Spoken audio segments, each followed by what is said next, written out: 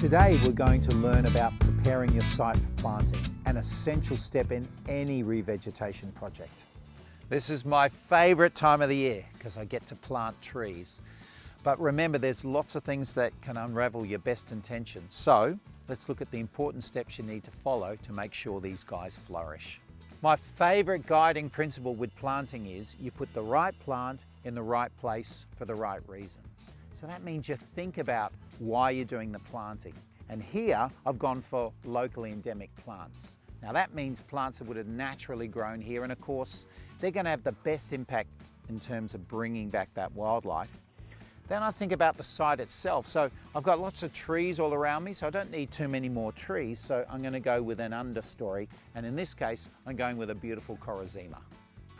Alright, I've chosen my site, and I'm lucky that this is actually quite deep, and remember, you want the soil to be nice and deep so those roots can get established. So some areas of the hills, that's going to be fine, and of course the foothills, you're going to find mostly it's nice and sandy. But if you're up in the hills and there's lots of rock, don't give up. You can use a mattock, or you can use an amazing machine like I have over here to really break up that soil to get those plants established.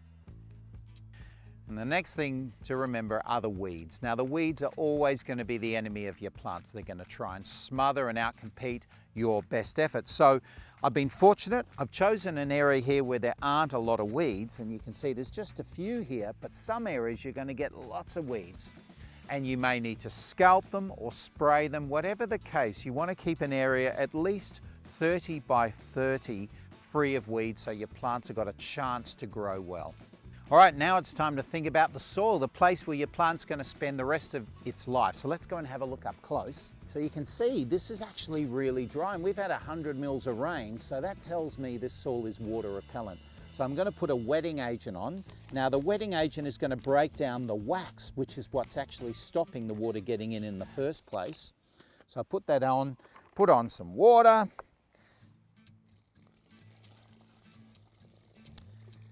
And that wetting agent is going to make sure the water now gets into the soil, which is going to help your plants grow because they need moist soil.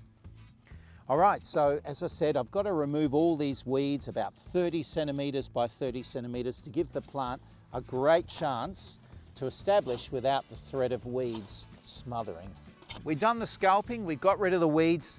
We get to the exciting bit now, and we're going to start putting our plants in.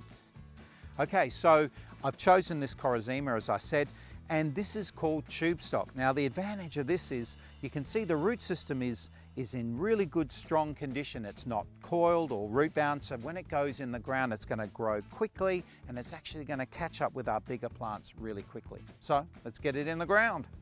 When you're preparing the soil, to dig a hole at least 4 to 5 times the size of this root ball, and that's going to mean you've got nice, soft, friable soil so the roots can get out, the plant can establish. So we're going to put her in the ground, get it nice and deep. Want to make sure when the plant goes in the ground that none of that root ball is showing.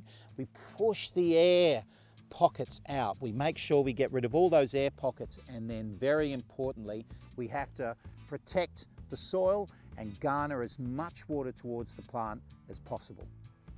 So what I'm going to do is I'm going to put a bank. You can see I'm building it here, and this is going to mean any thunderstorm, any rain event, winter or spring or summer, it's going to come, collect and go down into the soil there. But we're not finished. Now I'm going to put some mulch. Now I could use street tree pruning, which is a fabulous mulch, but in this instance I'm going to use rocks. Now the beauty of using the rocks, threefold. Firstly, it's going to protect that soil, stopping erosion, but it's also going to keep the water in the soil in summer, so it's going to help protect this plant and its habitat. Someone once said that think from an animal's perspective. We want this to be an instant habitat, and these rocks are going to be great for lizards, skinks and small insects. And we give the plant a really good drink to get it established in its new home. So our plant's in the ground. Now this poor thing can't run away from rabbits or kangaroos, so we need to give it some protection for at least the next 6 to 12 months. All right, we got a tree stake. Put that in the ground and we put the plant in the sleeve. That guy's in the ground and we've done everything we can to give it a good start. So with the rest of your planting, think about design. Group some plants together, leave some spaces, and remember, your planting site shouldn't be a blank canvas. So add in logs and rocks. You want this to be an instant habitat. Okay, I'm off to plant the rest of these. And remember, the best time of year for planting is the beginning of winter. If you want to find out more about preparing your site for planting, contact the City of Kalamunda. They'll be happy to help.